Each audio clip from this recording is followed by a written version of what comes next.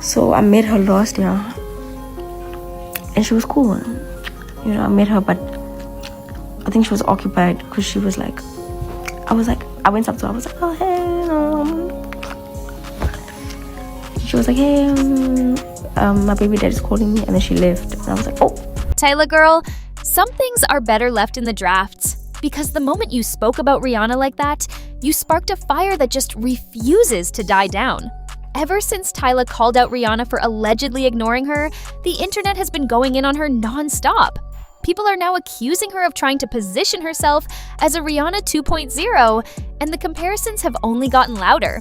It's like the whole situation has pushed fans to start digging deeper into what's really going on between the two, and it doesn't stop there. From what's being said, this drama may have even pulled other industry names into the mix, including Chris Brown. But that raises even more questions. Why would he get involved? Some people are even speculating about whether there was something more going on between them. Did they actually date like some are claiming? And if so, could there be lingering tension behind the scenes? What makes it even more interesting is that early in her career, Tyla hit a major milestone by joining Chris Brown as an opening act on his Under the Influence tour. At the time, she had nothing but praise for him and spoke very highly of the experience. So now, with all these rumors swirling, it just adds another layer of curiosity to the situation. But yeah, like he would even watch my show, like he'd go in a disguise and come in the audience and watch. And then after he'll give me advice, he'll be like, okay, you should do this more, and then like I appreciated that so much, because I mean, imagine that boot camp. Yeah, that boot camp, right? The best boot camp I could ever ask for. However, considering the very dark and deeply rooted history between Rihanna and Chris Brown, the internet was completely shocked. People immediately started speculating that Tyla being pushed into Chris Brown's orbit might have been a calculated PR move. One designed to recreate that same edgy, controversial R&B princess narrative that surrounded Rihanna early in her career. Some even believe that Rihanna's past connections were subtly used to generate buzz and headlines around Tyla. Following that tour, Chris Brown and Tyla appeared to form a close friendship. But imagine this, bringing a fresh new artist onto your tour to introduce a new wave like Amapiano, only to realize that so much about her starts to mirror a chapter from your own very public and chaotic past. According to rumors, this could be part of why Chris Brown is now being pulled into the middle of this situation. There are even claims, unconfirmed of course, that he feels Tyla has been heavily drawing from Rihanna's style, her aura, her overall image, pretty much everything. At this point, the Tyla and Rihanna conversation has taken on a life of its own. So let's break down why people are even making these comparisons in the first place. The moment Tyla went global with her Grammy-winning hit Water, the industry did what it often does to young, beautiful, internationally rooted women of color. It started looking for a familiar prototype, and almost instantly, people began pointing out similarities to Rihanna. And to be fair, some of those comparisons are easy to spot. There's the effortless island-inspired vibe, the striking presence, that good girl gone bad energy, and the fact that both artists represent powerful cultural movements beyond mainstream American pop. Rihanna brought her Caribbean roots to the global stage, while Tyla is doing something similar with Amapiano and her South African influence. The similarities became even more noticeable when Tyla herself openly shared that Rihanna was one of her earliest inspirations. She's praised Rihanna for becoming a global icon while still staying true to her roots, something Tyla clearly seems to be aiming for in her own career. What may have started as simple admiration has now turned into something much messier. And from where things stand, it doesn't look like Rihanna and Tyla will be seeing eye to eye anytime soon. Especially not after that viral Met Gala moment that had the entire internet cringing with secondhand embarrassment. In the clip, Rihanna was standing under the bright lights, looking a bit drained, while A$AP Rocky was nearby talking to someone. Just a few feet away, Tyla was leaning against a wall in a stunning, glittering gown, but she looked visibly uncomfortable. You could tell she wanted to approach Rihanna, but she just couldn't move. She froze. And Rihanna? She didn't look in Tyla's direction even once. Now fans are convinced Rihanna definitely saw her, but deliberately chose to ignore her, giving what many are calling the ultimate "I don't know her" treatment. As if that wasn't enough, Things escalated even further when Rihanna chose Who's That Girl by Era Star as the soundtrack for her behind-the-scenes Met Gala moment. Fans quickly took that as her subtly picking a side in the growing new queen of African music conversation.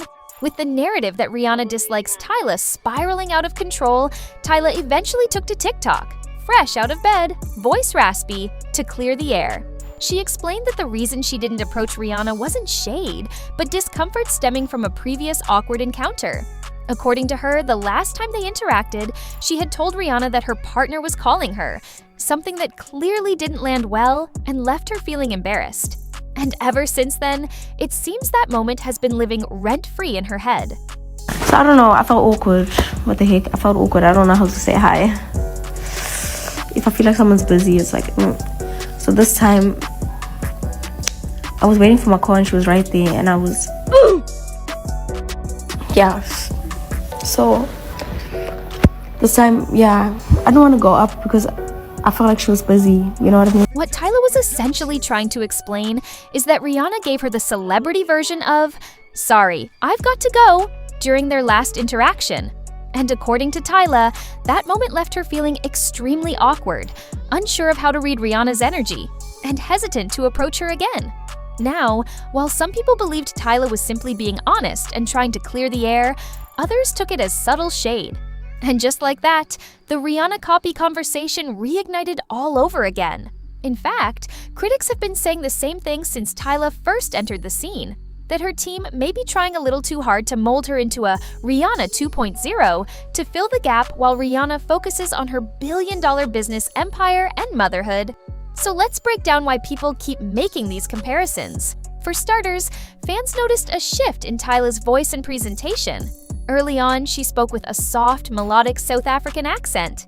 But over time, some claim she began subtly adopting a tone and delivery style reminiscent of Rihanna's signature Caribbean inflection, along with that same playful, slightly mysterious persona that helped define Rihanna's early image.